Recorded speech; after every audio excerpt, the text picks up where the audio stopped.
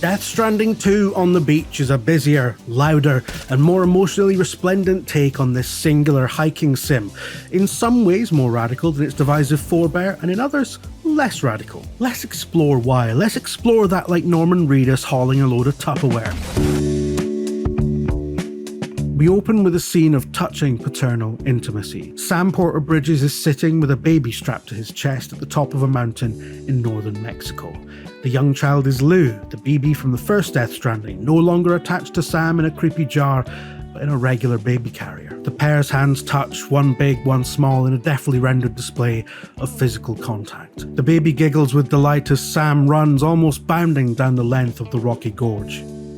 So begins Death Stranding 2 on the Beach, the sequel to writer-director Hideo Kojima's divisive sci-fi epic of 2019. Every inch of the original seemed to teem with meaning. It was a critique of the gig economy, a send-up of social media, and a powerful meditation on environmental disaster. The follow-up is more and less ambitious. Kojima doubles down on the metaphysical strangeness of his storytelling while, somewhat surprisingly, foregrounding more conventional aspects of his work, like the stealth and action scenarios which defined the Metal Gear series. Make no mistake though, the game unequivocally embraces its sequel status. It's bigger, brighter, and more accessible. It also sees Kojima, now in his 60s, stepping into a new kind of role. He's not just gaming's postmodern prophet, he has become its preeminent sentimentalist. The more overtly emotional tone is immediately apparent. Sam lives with Lou, who is now 11 months old, in the off-grid wilds of Mexico. Their home, a state-of-the-art bunker, is awash with the lower-tech paraphernalia of child-rearing. High chair, cot, furry animals, building blocks, sweet photos of father and daughter adorn the walls and fridge door. But within minutes, this picture of domestic bliss is interrupted by Fragile, returning from the first game. She has a mission for Sam. He needs to connect Mexico to the spooky, supercharged internet known as the Chiral Network. Before long, the prologue comes to a suitably harrowing conclusion and events conspire to send Norman Reedus off to Australia, the game's main setting. I really gotta deal with this shit again. It's fast-paced stuff. Almost immediately you're inhaling esoteric lore and confusing acronyms. One thing that sets DS2 apart from the original, this is not the lonesome journey of the first game, but one of tender togetherness. Its ensemble cast, including Mad Max director George Miller, filling Guillermo del Toro's slot as this game's beloved filmmaker in a support role, become almost a second family for Sam. As you wrangle with the key actors, you must also wrestle with the new gameplay additions. The game encourages you to create a watchtower, a tall structure that allows Sam to enjoy a bird's eye view of his surroundings. Throw one up near an enemy camp and you're able to start tagging enemies. What happens next is entirely your choice. Pick goons off at a distance, run in all guns blazing, that old chestnut, sneak about the long grass and rusting out buildings. Every aspect of combat is snappy and muscular. Each incapacitation causes time to slow down Matrix style. Stealth takedowns, just like the first game, are an anime-esque blur of rope-tying virtuosity.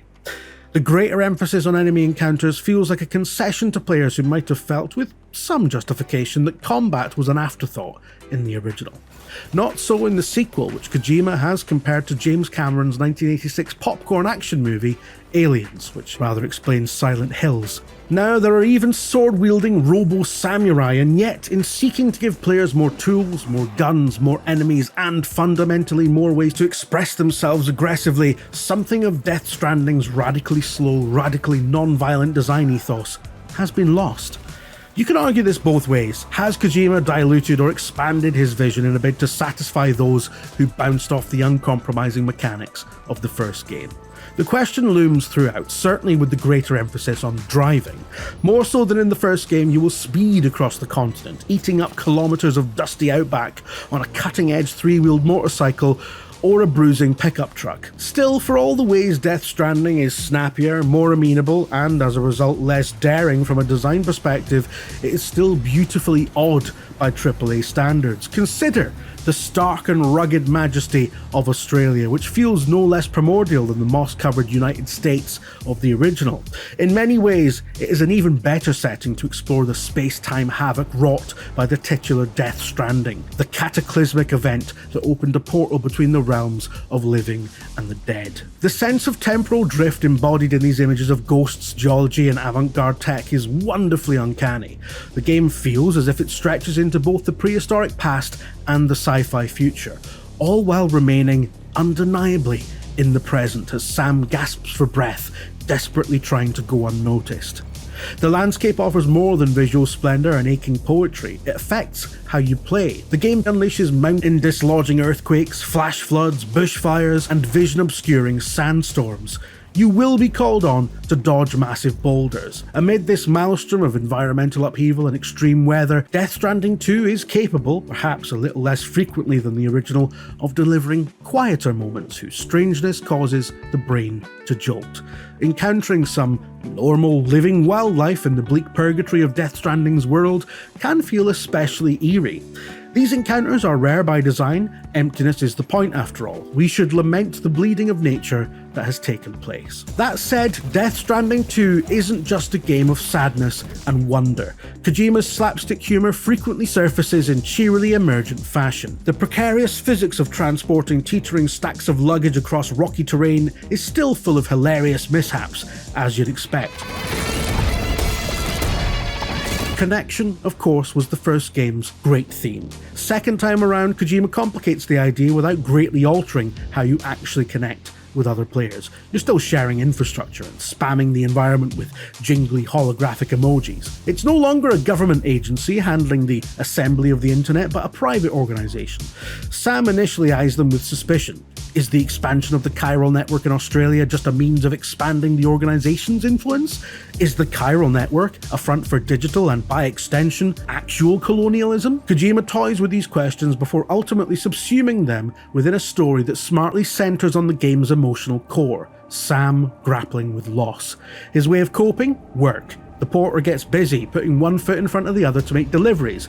A distraction, yes, but who can blame him? Like the original, Death Stranding 2's conflict eventually rises to biblical proportions. The final hours of the game, in sharp contrast to the rest of it, are bombastic and, in truth, more than a little messy.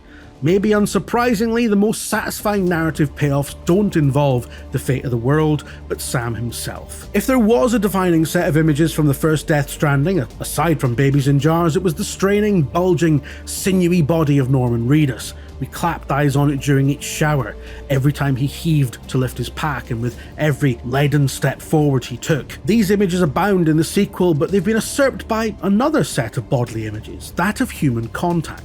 Mouths kissing, hands touching, all mo-capped and rendered with exquisite detail. It's this committedly touchy-feely quality that feels most radical, even if the overall game is, while undeniably grander, somewhat safer than the original. For those who rolled their eyes at the first game, Death Stranding 2 will likely inspire a similar reaction, but there is no doubt that Kojima remains wide-eyed. This big, absurd game is in many ways the ultimate synthesis of the writer-director's idiosyncrasies and obsessions, while containing, amid the noise, perhaps his clearest message yet. The world may be a mess, but its problems cannot be solved alone by communicating over the internet. Indeed, retreating into it. Go, step outside. Don't just touch grass, touch ass. With consent, obviously.